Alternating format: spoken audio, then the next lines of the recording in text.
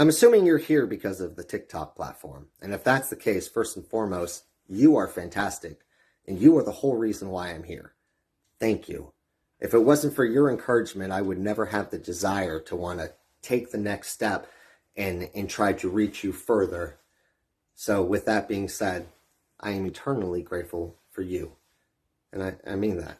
Thank you. So after I made that announcement and that I started moving to the YouTube platform, I have gotten an overwhelming number of support of topics from you guys, ranging from all kinds of things, from cars to video games to mental health to fatherhood, etc. And I think what's wanting to be spoke upon right now more so than anything else is mental health, and that's the vibe that I'm getting. So with that being said, let's talk about mental health, shall we?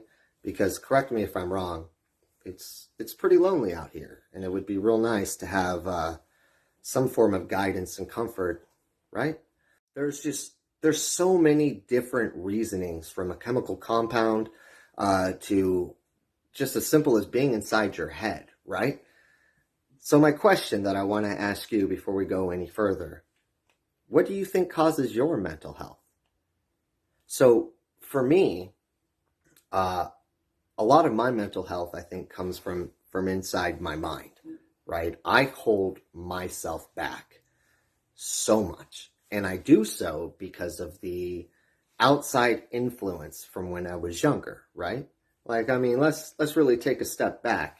For me, anyhow, I'm going to take a step back and shine some light on a little bit of myself and how I've became to develop a lot of the mental disorders and the mental health problems that I guess I've come to accumulate over my lifetime. For me, at a very young age, 3 years old, I was diagnosed with ADHD. So at 4, they put me on 5 milligram Ritalin, and I had that 3 times a day. I take it at 6 a.m., I would take it at noon, and then I would take it again at 5. Why they would give this to me at such a young age is probably because I was extremely ornery, defiant, sit down, shut up kind of ordeal, and I wouldn't. I was charismatic, I was curious, I was excited. Everything was new to me at that time, right? So I believe that for me was overwhelming for my family at the time and the people who were raising me. So to make it easier in their world for me to become accustomed to, I needed to get under control quick. And that would be my assumption for them doing what they did. So most of my childhood life has been heavily medicated. Before I started taking myself off of Ritalin when I was 16, I was taking 40 milligrams a day of Ritalin, 4 times a day. It's a lot of pills. It's a lot of psychosis, right? Like, that's a lot of medicine to stop natural functions in the brain. And that happened every single day from 4 to 16.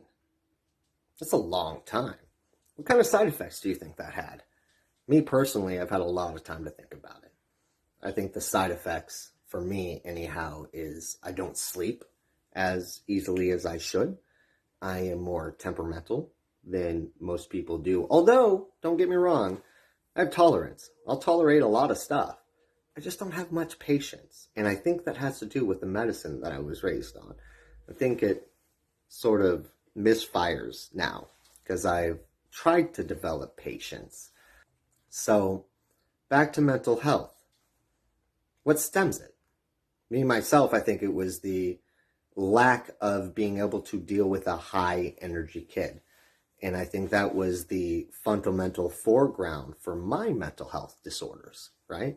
Because I mean, really, at 4, 5, 6, and 7 years old, is there really such a thing as an ADHD kid? I mean, we're sponges, right? I don't think so. I mean, don't get me wrong. I'm sure there's kids that just way bounce off the walls. I mean, my parents used to say I bounce off the walls. They're like, oh, you're squirrely. And yeah, that's true. Don't get me wrong. I need a little melatonin from time to time. But people don't really think about the long term adverse effects to these things.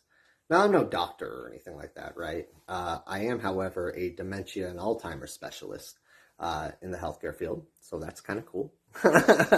So I have an idea. I just not certified in any form of psychological or mental health, so to speak, right? I just work with older people and younger sick people. So I'm able to put my 2 cents in.